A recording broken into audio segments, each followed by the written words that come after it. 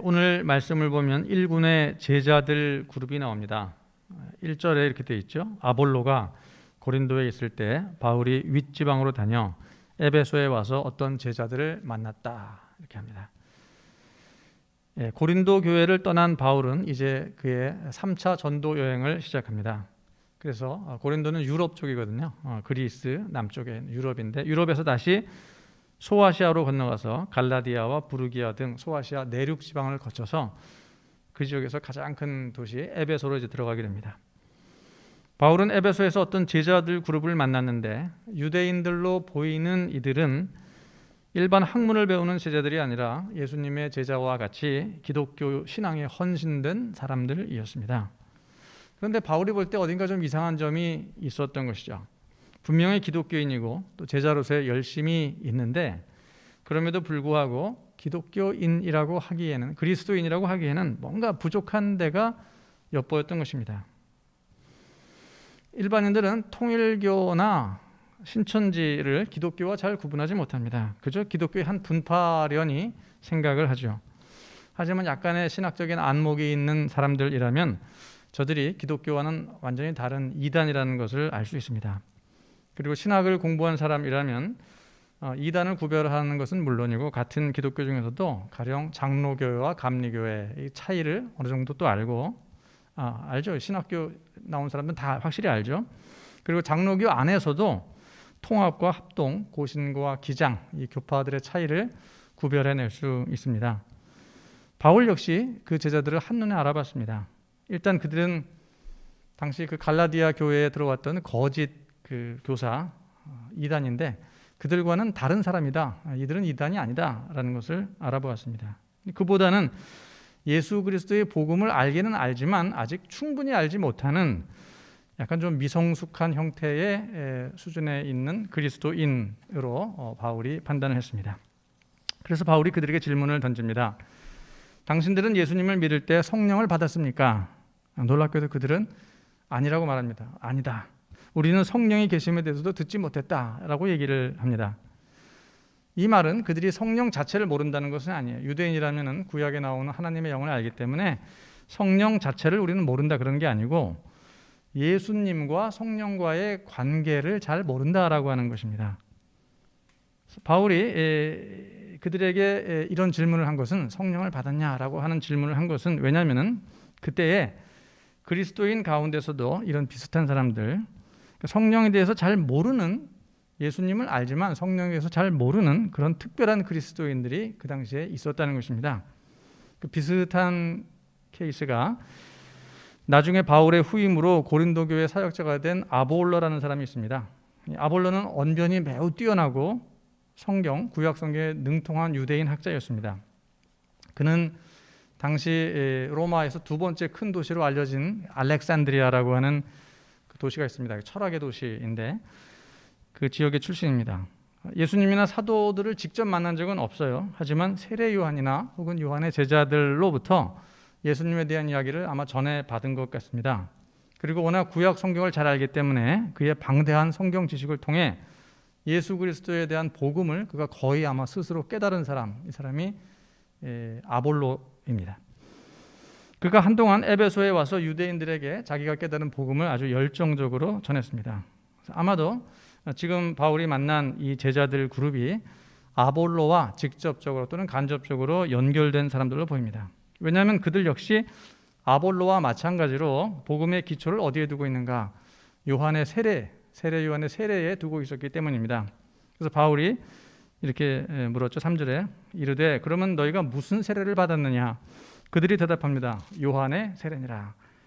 세례 요한의 세례를 기독교에 있어서 예수 그리스도 복음에서 가장 중요하게 생각하고 있었던 사람들입니다.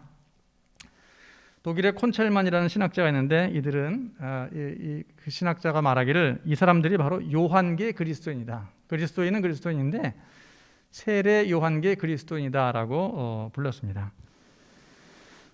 아마 당시 에베소에는 그러한 요한계 그리스도인들이 어느 정도 약간 있었고 그 중에 가장 탁월한 사람이 아볼로였던 것 같습니다. 하지만 아볼로에게는 분명한 한계가 있었습니다. 즉 우리가 복음을 몇 단계로 나눈다면은 일단 예수님에 대한 세례 요한의 증거, 그것을 복음의 어떤 서론, 예수님이 오시기 전에 세례 요한이 예수님에 대해서 증거했던 세례를 주면서 그것을 복음의 서론이라고 한다면, 복음의 본론은 예수님의 십자가의 죽으심과 부활입니다. 그럼 복음의 결론은 뭘까요?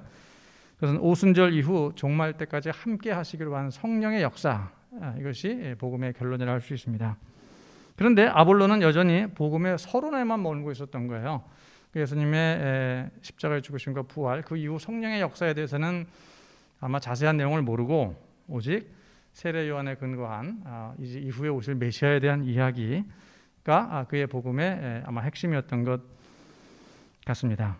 이러한 아볼로의 한계가 바로 바울이 지금 만난 요한계 그리스도인이 제자들의 한계였던 것이죠. 그런데 어느 날 아볼로가 에베소에 있는 그 회당에서 유대인들에게 그리스도의 복음을, 자신이 깨달은 그리스도의 복음을 담대하게 전했습니다. 그런데 마침 그때 누가 있었는가? 바울의 제자이며 동역자였던 브리스길라와 아굴라 부부가 그 회당에 같이 있었습니다.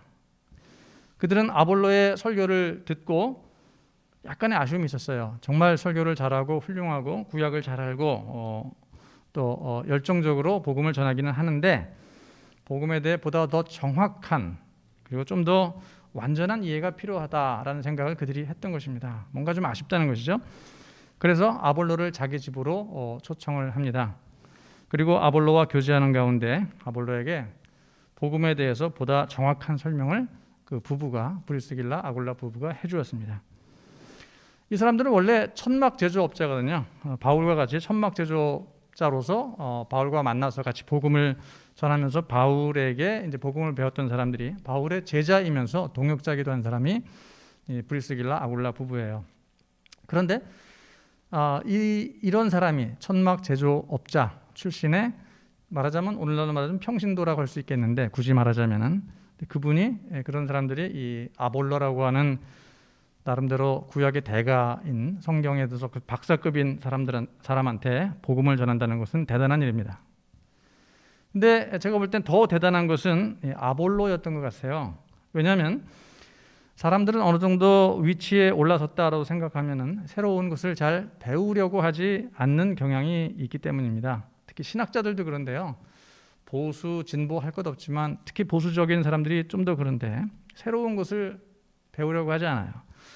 이미 내가 다 배웠기 때문에 켈빈에 관한 것, 모든 정통주의 복음을 다 배웠기 때문에 요즘 나온 복음은 배울 필요가 없다 생각하는, 요즘 나온 신학은 배울 것이 없다 생각하는 경향들이 있어요.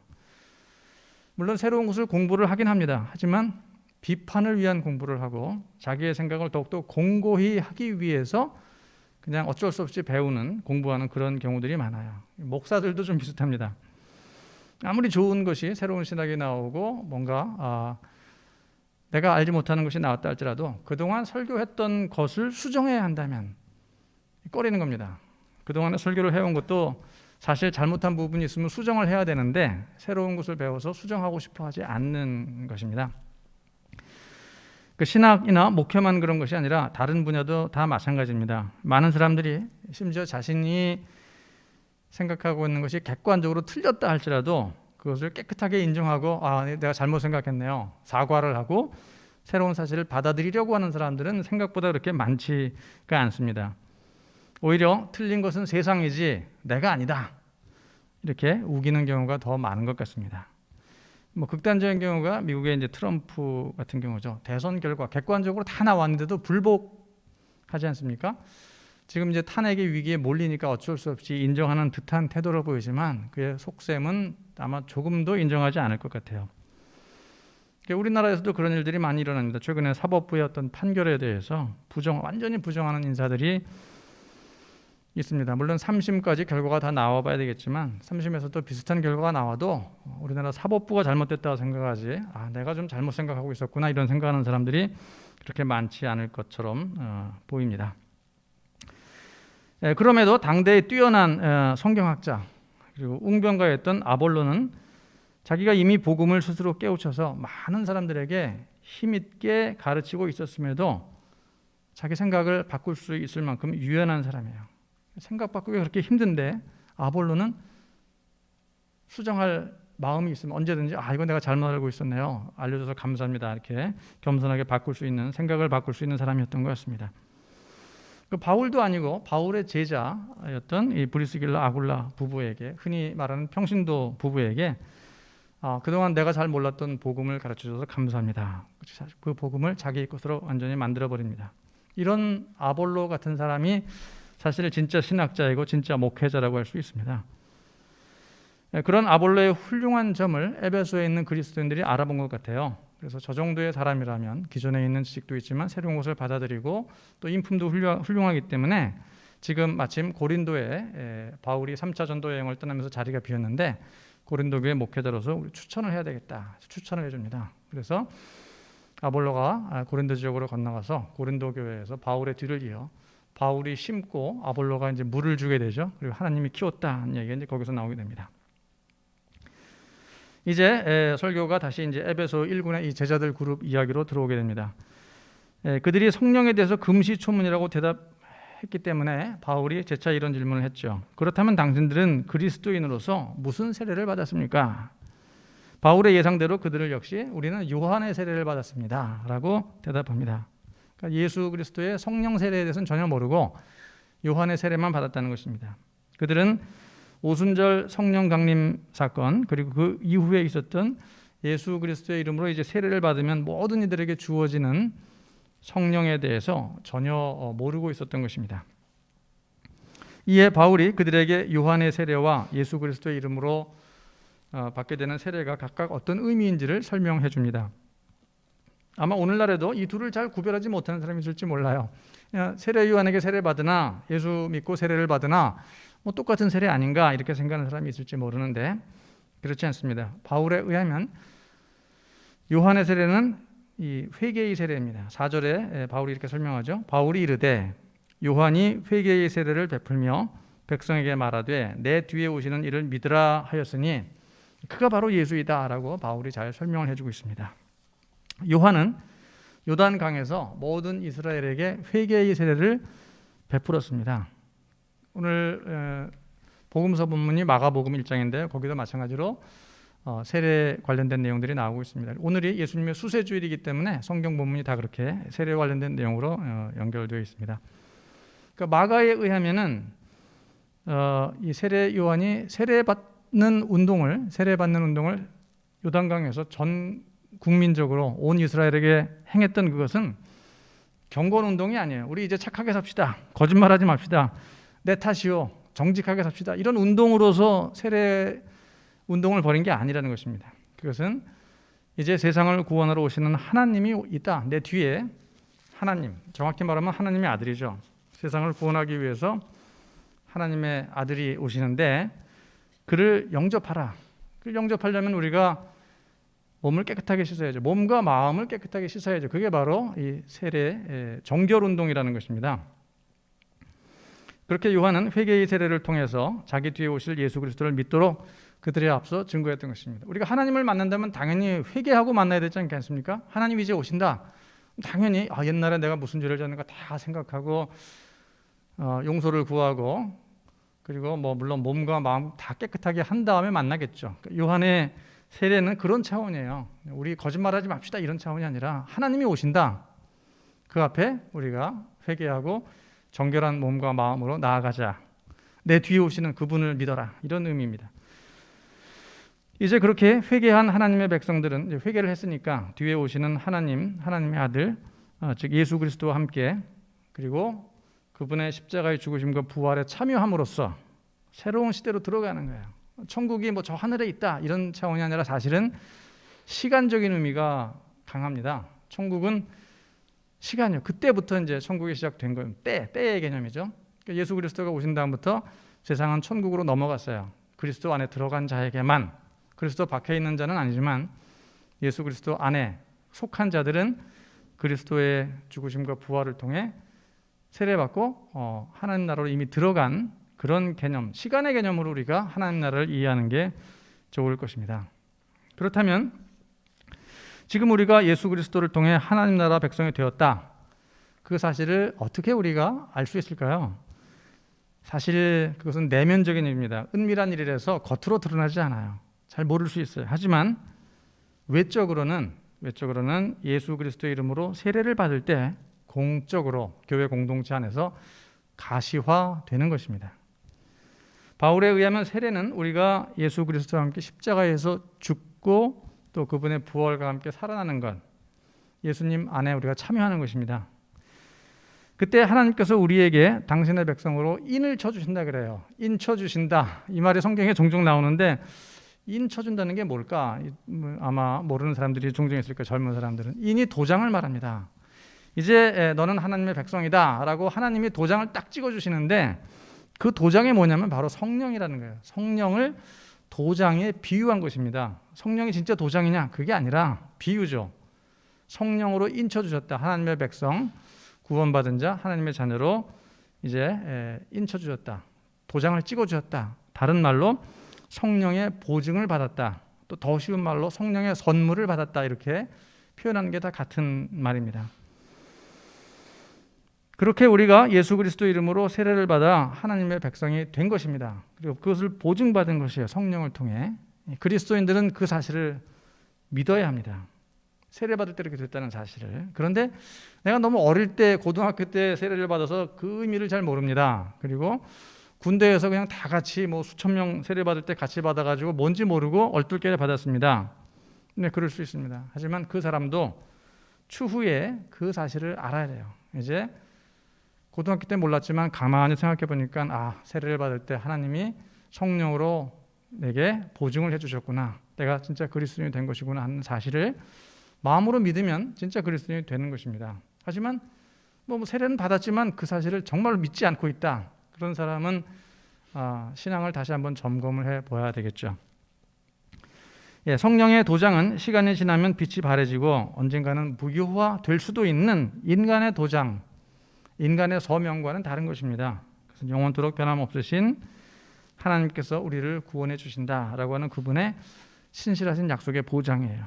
그러려면 우리가 그리스도를 신실하게 믿어야 하는 것이죠. 믿지도 않는데 보장해 주는 건 아니죠. 믿을 때 그렇게 된다는 것입니다.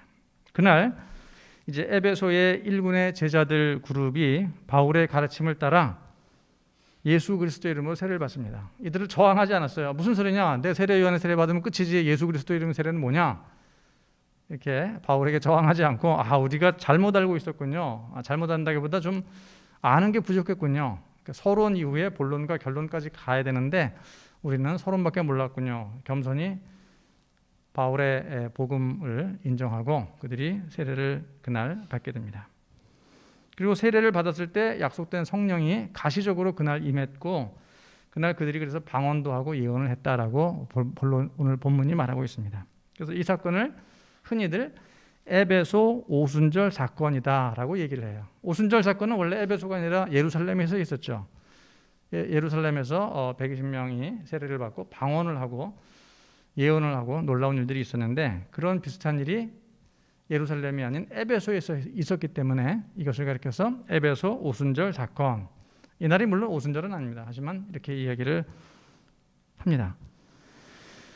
그렇다면 오늘날에도 이러한 일들이 계속적으로 일어날 수 있을까요? 우리들에게도 서울 오순절 사건, 성산동 오순절 사건 이런 일들이 있을 수 있을까요? 일어난다고는 해도 오늘날 많은 교회들이 성령 집회를 할 때 행해지는 모든 예언과 방언이 다 오순절 성령 강림 사건 때와 같은 것이다, 똑같은 차원이다 이렇게 말하기는 좀 어렵습니다. 왜냐하면 예루살렘 오순절 사건이나 에베소 오순절 사건은 우리가 그런 일을 계속 반복적으로 재현하라, 계속 되풀이하라고 주어진 사건이 아니기 때문입니다. 그 사건은 예수 그리스도의 죽으심과 부활을 통해서 이 땅에 하나님 나라의 새로운 지평이 열리는 특별한 어떤 종말론적인 사건이었던 것이에요. 그래서 그날 구약의 요엘서를 따라 예루살렘에서는 요엘의 약속이 그거잖아요. 말세 때 성령이 임한다. 그리고 비전을 보고 꿈을 꾸고 예언을 하게 되고 이런 내용들이 구약 요엘서에 나오는데 그런 일들이 예루살렘에서 오순절 날 일어났던 것입니다. 그래서 그날 성령을 받은 사람들이 예언을 했죠. 근데 그들이 했던 예언이 무엇인가? 사도행전 2장을 자세히 보면은 하나님의 큰 일이에요. 하나님의 큰 일을 예언했다. 큰 일이 뭔가? 바로 예수 그리스도의 십자가의 죽으심과 부활. 통한 온 세계를 구원하시는 하나님의 그 뜻이 계시된 사건을 말하고 있습니다. 그것이 그냥 말해진 것이 아니라 각국 나라 방언으로 다 전파된 거예요. 다시 말해 온 세상 사람들이 이제 하나님의 구원을 받아들이고 예수 그리스도를 통해 나타난 하나님의 구원을 받아들이고 세상 사람들이 하나님의 백성이 된다라고 하는, 그게 이제 종말론적인 한 시대가 끝나고 새로운 시대가 열리는 그런 사건이거든요. 그런 선포의 의미입니다.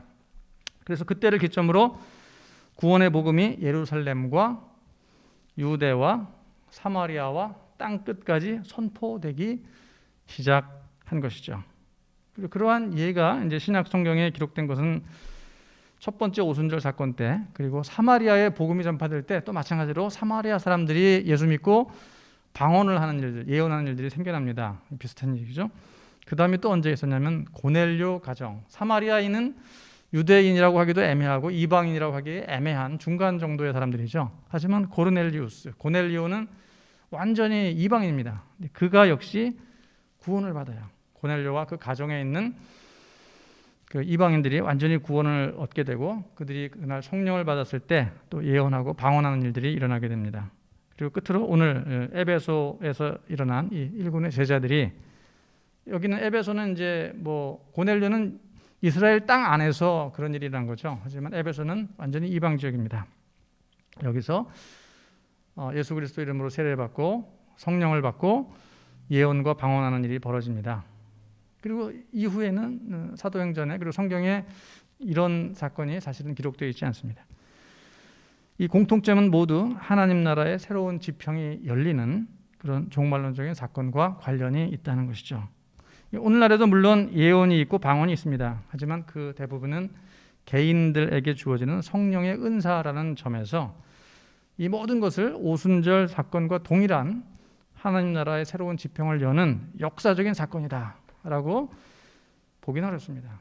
우리 교회에서 뜨겁게 기도하다가 방언하고 예언하는 사람이 있다고 해서 그것이 뭐 교회사적으로 새로운 시대로 넘어가는, 그렇게 보기는 어렵고 이미 다 이루어진 것을 우리는 그냥 또 하나 재현할 뿐이고, 그리고 성령의 은사로서 우리에게 하나님의 믿음의 어떤 확신의 차원에서 이해를 하는 게 낫지, 그것을 예루살렘 또는 뭐 에베소 오순절 사건과 동일하게 보기는 어렵다라는 것입니다.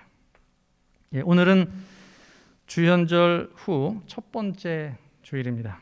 그리고 주님의 수세 주일, 예수님이 세례받으신 그런 주일입니다. 예수님은 이 땅에 오신 하나님의 아들로서 죄와 흠이 없으신 분이시죠. 그럼에도 불구하고 하나님의 백성 가운데 한 사람으로 오셔서 친히 세례 요한의 세례를 겸손하게 받으셨습니다. 우리가 예수님을 따른다는 것은 이와 같은 예수님의 겸손을 닮아가는 것이라고 할 수 있습니다. 오늘 말씀에서도 아볼로가 그랬고 또 에베소의 일군의 제자들도 모두 예수 그리스도를 닮은 그런 겸손의 사람들이었습니다. 우리는 어떤 사람들입니까? 예수 그리스도의 이름으로 이미 세례를 받았고 또 성령으로 인치심 받은 우리들입니다. 그렇다면 우리 역시 겸손한 그리스도인이 되는 것이 마땅합니다. 우리가 또 한 해를 보내면서 한 해를 맞이하면서 나이가 또 먹었죠. 하나가 더 신앙의 연륜도 그만큼 또 쌓이게 됩니다. 신앙의 연륜이 쌓여갈수록 더욱더 겸손히 주님을 섬기는 우리 모두가 될 수 있기를 간절히 소망합니다. 우리 찬양하시겠습니다. 응답의 찬송, 겸손히 주를